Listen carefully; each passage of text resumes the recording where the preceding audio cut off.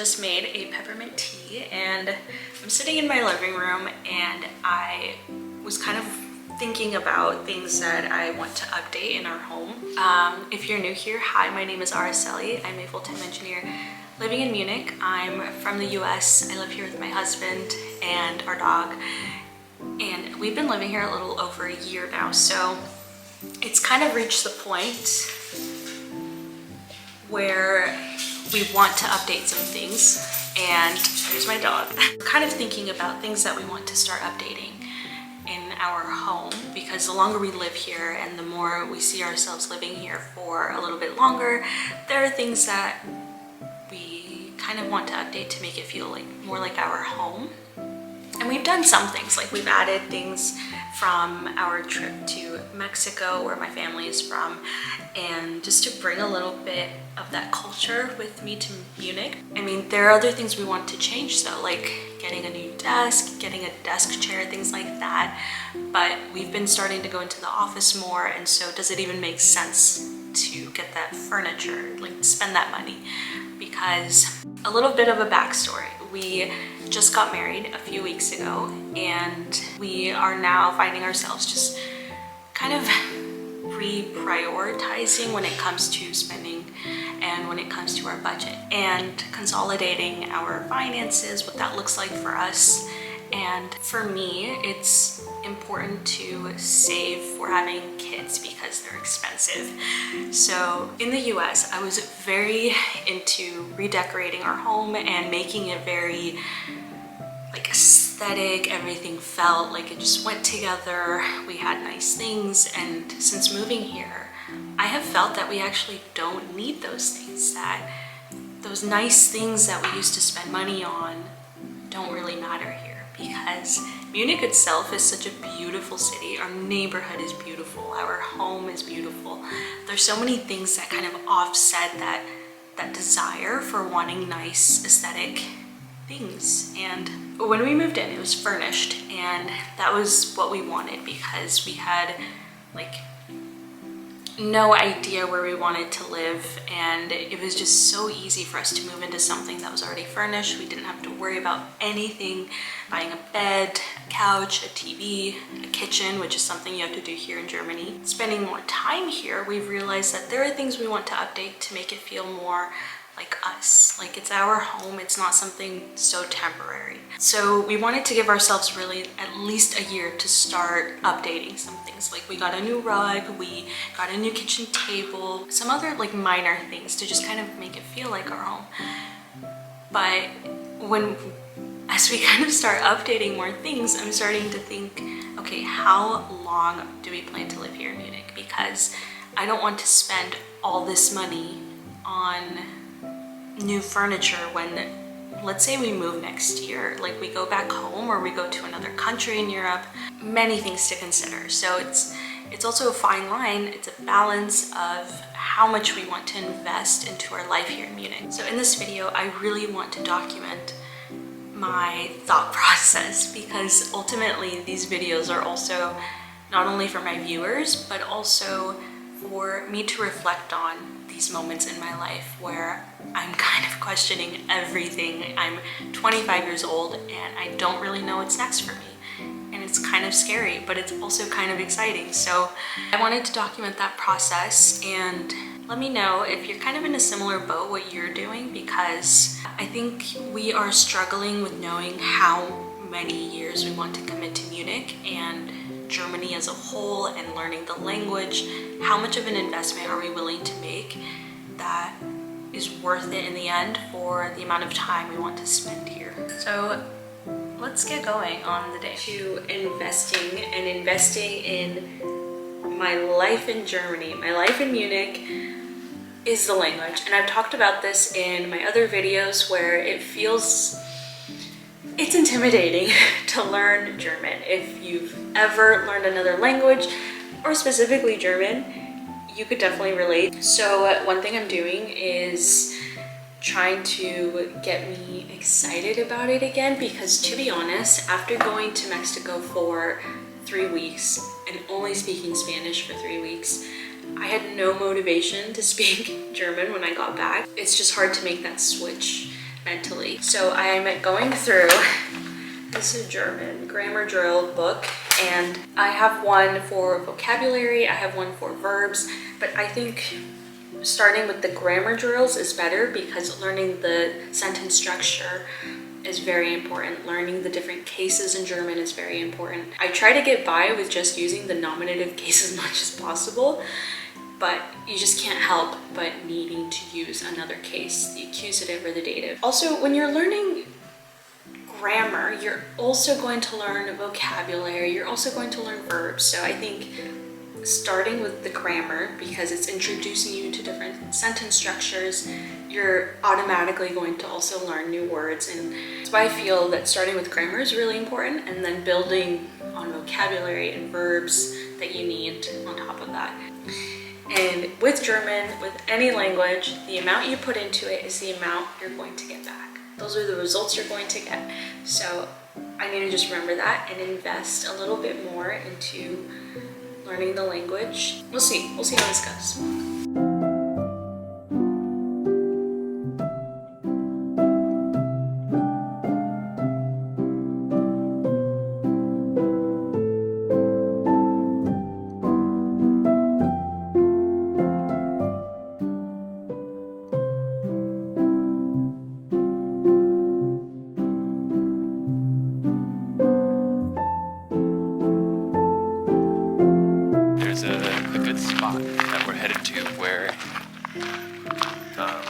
Closed in and far away from streets and everything, and it's a very good spot to throw a ball around for our dog. So we brought our dog, we brought her ball, and we're gonna go and do that for a little while. It's a beautiful, beautiful day. So summer has decided to stay a little longer. Overstay its welcome. Overstay its welcome, to be honest. I'm not a summer person. I love cold temperatures. The Oregonian in you. I absolutely love our neighborhood. I love that we have this beautiful area for Dublin. It's like a minute walk from our place. So we have this huge open space, and then when you walk that way, we go into like this little foresty area. Come on, baby, let's go west to the promised land. Take my hand again, load up the car and drive real far. I could play for cash at the Walmart. Don't think twice this time, you know I'm real fond of Oregon. It would rain outside while I write my songs. It don't rain enough around here, and you know it don't.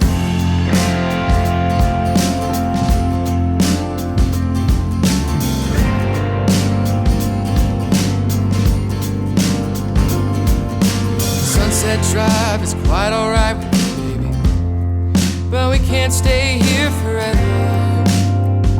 The future's been too bright for too long, so take some time and get certified. I'll pump the gas and baby, we'll go driving. Interstate 75, so carefully. Don't be afraid to come with me. There are some things that we need to see, but they're on the other side, where that green grass turns to white. Baby, you and me. Hello, I am back from hanging out with my friend Valeria, and we just had like our catch-up coffee date, and I wanted to talk about this while it was still kind of fresh in my mind. I want to talk about investing in friendships when you move to a new city and just in general. I know this video's theme is kind of how much I want to invest in my life here in Munich, and this is one of the friendships that I really appreciate having, because we're very similar, but we're also different where it matters, and we can give each other advice and help each other with content ideas. We can also just support each other as people, and I really love friendships like this where you can go a long time without talking to them, and then when you meet up, it's like you never stop talking. It's like I love catching up with her. I was just thinking about how much effort I'm making into making friends here in Munich, and it's very, very hard. I will say it is so challenging to make friends in a new city, in a new phase of your life, because my whole life, I mean, I've had my friend groups kind of predestined, right? It's your classmates, it's your peers. And then when you graduate college, it's kind of your coworkers, but not really. Like for me, they're much older than me. It's kind of hard to be friends with them on like a friend level. It's more like they're my coworkers. And that's that. I have one coworker where we did go to like a barbecue of theirs last weekend because we go to church together, and he and his wife are amazing people. Like I love spending time with them. My friends now have kind of come through making YouTube videos, which is so cool.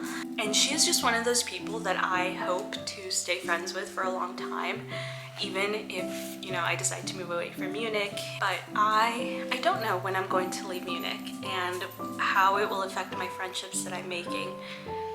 And it's something to really think about, right? When you're investing all this time and effort into relationships with other people in a new city that you kind of move to temporarily, you kind of think about, oh, is it even worth to invest all this time and effort into these friends? And for me, it is. For me, at first, I was kind of lazy about making friends, to be honest. Sometimes I get stuck in this routine where it's like Patrick and me, and we're very content with just being with each other.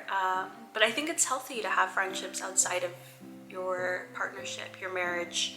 Yeah, I really want to invest more time and effort into making deep friendships or deep connections with friends. I think that's where I thrive, is having deep connections, and I don't personally love having a ton of like so-so relationships. I like having very like deep connections.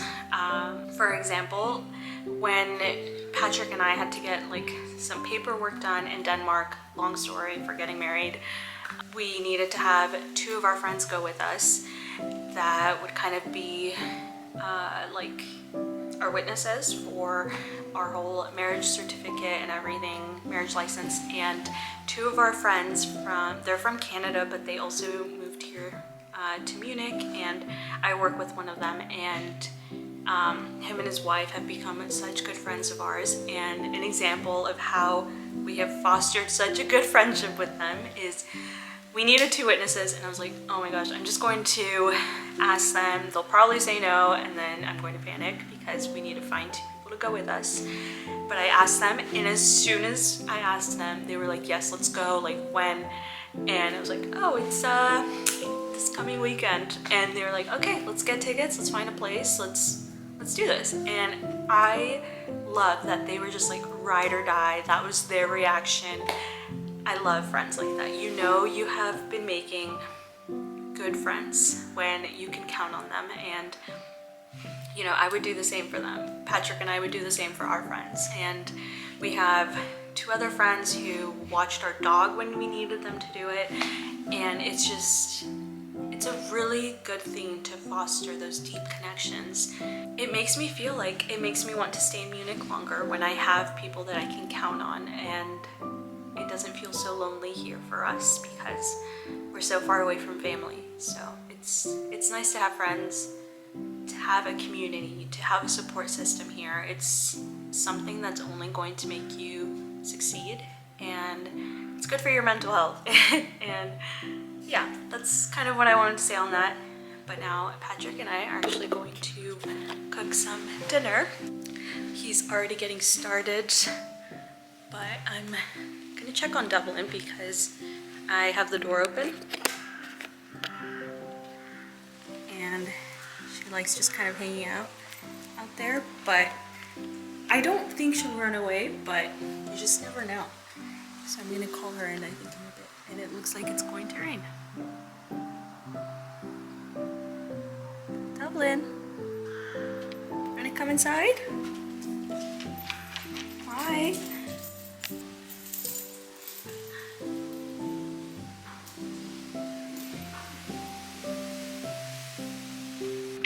Let's see what Patrick is up to in the kitchen. Is it these? No. These. So we found these at Etika, and they're these like vegan plant-based chicken chunks is what they're called. And they kind of reminded us of this restaurant that we liked in San Jose called Loving Hut. Yeah. And there were these like vegan, what were they called? Oh, it's like General Tso's chicken. Is that what it was? Yeah. It was more soupy though, like it was almost like in a broth. Yeah. But That's what it was. Yeah, but it was like cooked with broccoli and some other veggies, so Yeah. we do something like that and serve it over rice. So that's a good note also, is we have been trying to make more meals that kind of remind us of things that we loved in San Jose, because the food there, the food in Portland, was just on another level, another tier. Yeah, we're used to good food cities. Yeah. And Munich is okay, don't get me wrong, don't come hate. But it's just not diverse in food, or if it is and you happen to know where we can get that kind of food, comment down below, because we miss like food from other cultures that's not just pizza, hamburgers, kebab. I think we've made that joke before when we opened the food delivery app. So we've got here. So there's pizza, burgers, or pizza, or pizza, or pizza. We're gonna finish cooking, and I think I'm going to end the video here, but thanks so much for hanging out with me for a little bit, and see you guys in the next video. Mountain wind to railroad ties, we'd sip a coffee slow and we'd wonder why we had always said